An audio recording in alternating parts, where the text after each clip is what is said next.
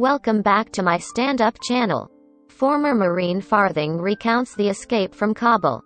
Never said before about people's animals. The Taliban stabbed my dog. Pen Farthing is safe today. He was able to hug his wife Kaisa again, but everything he lived, the decisions he made and the things he saw continue to haunt him, and he tells them in an interview with the Daily Mail. Of the animals I brought to the UK, 5 cats have died during the trip. While one of the dogs was stabbed by a Taliban while we were passing the final checks at the airport, says the former British Royal Navy Marine who managed to rescue about 170 dogs and cats from Afghanistan. Nowzad shelter which he created years ago in Kabul. Worse went to Dave, an acquaintance of his who ran a security company in Kabul. While he walked away for a moment and left his 2 pet dogs with the staff, the Taliban managed to pick them up, take them out of the airport, and they shot him. But thanks to his courage, around 170 animals managed to reach the UK. But even upon his arrival, Farthing had to dismiss the accusations of those who say that his dogs and cats are full of diseases and should be put down. Whoever is saying this is saying a lot of bullshit, says the former Marine once again. Without compromise. One of the things we are proud of at Nowzadi is that every single animal is fully vaccinated for rabies, parvovirus, distemper, kennel cough, treated for fleas and ticks, and wormed. They are all sterilized and the blood samples have been sent to DEFRA, Department of the Environment, Food and Rural Affairs Ed, to prove they have the relevant antibodies for rabies. My staff told me, "You have to leave." The Akka operation ended with partial success. Farthing, since his landing in London, has never been able to fully rejoice in his enterprise.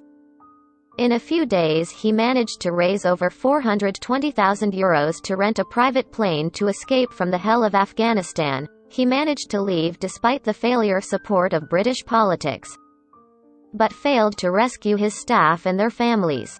It was the staff who made the decision for me to make a second try myself. They told me, "Don't stay. You have to take the dogs out. The Taliban will shoot him," Farthing told the Daily Mail with his eyes full of emotion. "I gave them 3 months' salary and a couple of $100 more. I told them, put this in your pocket. But don't spend it. I want it back when I see you in England. This is your emergency money." Then I went around and hugged each of them, including the girls. Everyone was very excited. I've never said people's animals before, now we have brought them back to the dark ages. My young women veterinarians. One was the face of the new Afghanistan.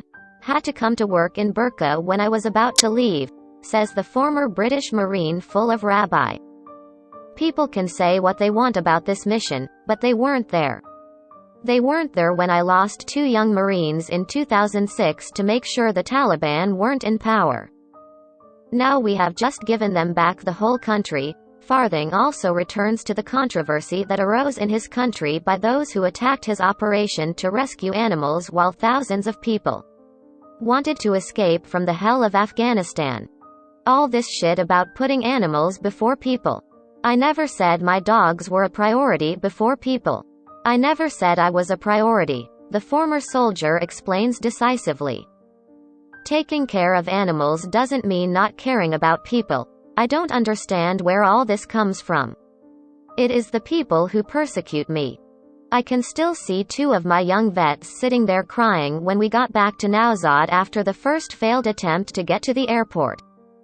This is what will never stop playing like a loop in my mind until I get them out of that hell. Source: Reuters.com. Please like, share and subscribe. Thank you for watching.